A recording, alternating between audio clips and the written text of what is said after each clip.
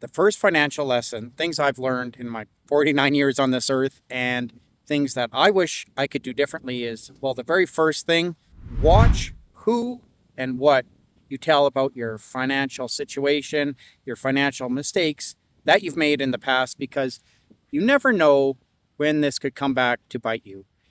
So this could really nip you in the butt if, say, you're sharing with a friend or even a family member and you say, oh, I made this financial mistake once, or I did this and I just wasn't thinking and I blundered and, messed up and dropped a few grand on this, or I bought this on impulse. So even years down the road, you might be unfairly labeled as, well, Dave is bad with his money, right? He just doesn't know how to spend. Or Sheila just buys on impulse, right? She can't control herself. Even if it was a one-time event, people love to overgeneralize and simplify things so you fit into a neat definition that meets their perception of the world, of you. So really watch that, because you might think, oh, I'm just sharing things. They'll be, nice and friendly and, I can kind of bounce things off each other. That's what friends and family do. But like I said, and it's happened to me years down the road, people can come back and say, Aaron, remember that financial mistake you made? Oh, really, nothing good can come from sharing it other than maybe a vent or a release or, something. And you start wondering, why did I ever tell somebody about this? Because everybody makes financial mistakes and lessons, but if you've learned from it, I don't see any reason why you need to share it with other people. So in the interest of finance, I thought I'd tell a quick joke. So this woman, Emma, she's been married to John for a long time. One day, Emma wins a lottery. She rushes home and says, John, guess what? I just won the lottery. I can't believe it. Pack your bags. And he's like, oh my gosh, you got it. Where are we going? She's like, I don't care. Just get the hell out. I like that joke. The second thing I would really, really avoid at all costs, and I fell for this myself, so I speak from experience, is all of those online games that you see on every platform, Facebook, YouTube, Instagram, whatever, free to play.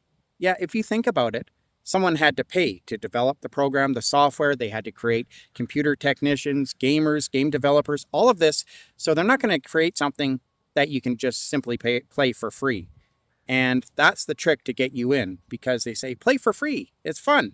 And often these games aren't exactly as they're described on the platform. You'll see something completely different. So they'll say, oh, it's a whatever, shoot 'em up game. It looks like this. And then you start playing it and it's something completely different. But that is designed to be highly addictive and get you hooked. And you realize that, oh, I have a little, house or village, and well, it's not growing very fast.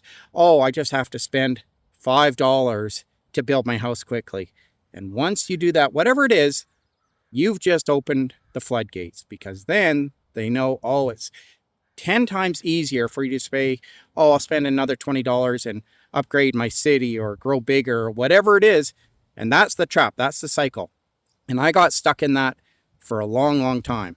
That, oh, well, I want to do this. Now I want to do this. And it's just a time suck too. If you think about it, you're not generating anything. You're not building any income.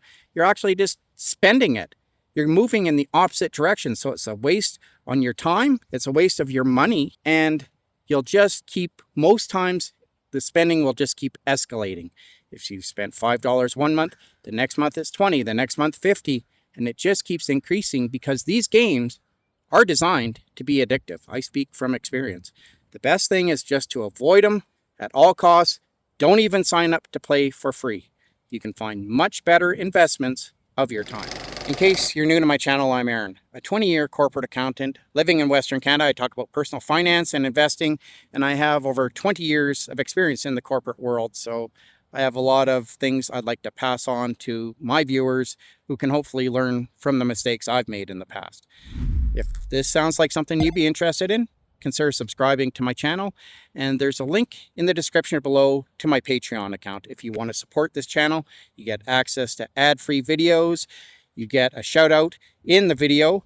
You get priority reply to comments, and you get ad-free videos and early access, like I said. So be sure to give it a look. I also develop Money Tools, a free car calculator. So if your car is suddenly experiencing problems and you're wondering, should I get a new car? Should I buy a used car? Should I just repair my old car? I don't know. This car calculator gives you the numbers so you can at least make an informed decision. It doesn't give you a recommendation, but it shows all the numbers clearly laid out for you. Like I said, absolutely free. You don't even have to enter your email. You just click on the link, fill out your numbers, hit calculate my numbers, you're done. Absolutely free. My gift to you to say thanks for stopping in. The third thing is really watch what you take on at work, right? So once you're just starting out in the workforce, you either earn or you learn. I'm well aware of this, and you're trying to build up experience. So sometimes you have to take it on, or you just started a new job, or you need this job. There's so many factors. But if you already have experience and you have a good understanding in your job, and you've been in the workforce for a long time like I have, you understand that the companies will keep asking you to take on more work, more responsibility, because it contributes to their bottom line. They're getting more out of you, but if your compensation isn't changing, I would really look into that, because I don't take on any more work, substantial amounts of work, without an adjustment to my compensation, because my time is valuable, as I'm sure yours is. You're better off saying no, having the employer respect your time, go home and focus on a side hustle, like I say, or a hobby that pays, because you're not going to get any further ahead. And the company, unfortunately, the world we live in, will let you go instantly if they can find a better way to smooth out your job. I'm all for working hard at work and being loyal to a company and putting in effort, of course, to a point. But there comes a point where you have to say, you know what? I can't afford to do this anymore. I have to respect my time and focus on other streams of income rather than just solely my job. Which leads into the fourth point I want to talk about. This was one of the biggest downfalls for me, was only relying on my 9-to-5 job. I worked in the corporate world in oil and gas for years. And when the downturn hit, that really hurt me like a lot, because I only had one source of income. And when the boom and bust cycle, when you're in the boom cycle, it's great. Everybody's talking and partying and spending money. And then the price of oil drops and you're in the bust cycle, you're really scrambling for work. And all the only thing that's offered is usually contract and part-time jobs, right? If you've ever been in this industry or similar, like maybe in tech, everybody's hurting. So, well, the companies are only offering you part-time or contract jobs, and often you can't support your family on that amount of hours or salary. So the amount of full-time jobs just diminishes quickly. And if your EI runs out, like I was on EI, but then it ran out, well, then you're really hurting, because say you're in the boom cycle and you're able to put away $300 to $500 a month, that's great towards your investment, savings, whatever.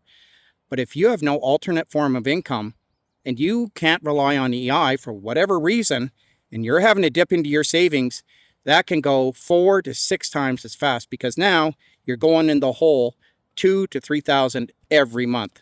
So that $300 to $600 a month that you're able to save doesn't really mean much. One of the things I noticed about turning 49 is, well, this happened before, but you ever find it where you walk into a room and you're like, okay, I came in here for, what I come in here for? And you're sitting there looking around, maybe the thing will jump out at me and wave at me. I can't remember what it is. And then finally you go back into the other room, you sit down, I can't remember. Oh yeah, that's what I need. I don't know. It's like your mind playing tricks on you. Just part of getting old, I guess. And the fifth and final thing that I want to say is, and this is financial, even though it might not seem like it, is find a great job that you enjoy, right? Because so many people gravitate towards the pay. I understand why, but it's like everything, right? Having a great spouse, a husband, a wife, a partner, that can propel and accelerate you so much farther in life than a job that pays 10, 15 grand more and you absolutely hate it. You hate going to work every day and it's just a pain to get up in the morning. And if you're anything like me, Sunday nights are the worst, right? Because you're sitting there like, I have work on Monday. Oh, I hate it. But well, I got it for the pay, right? And then you're financially trapped. But often you can find it a way to make it work on less money, but at least you enjoy going to work like I do now every day. That every day is a joy. And it's like being with a bad partner, just like I said, right?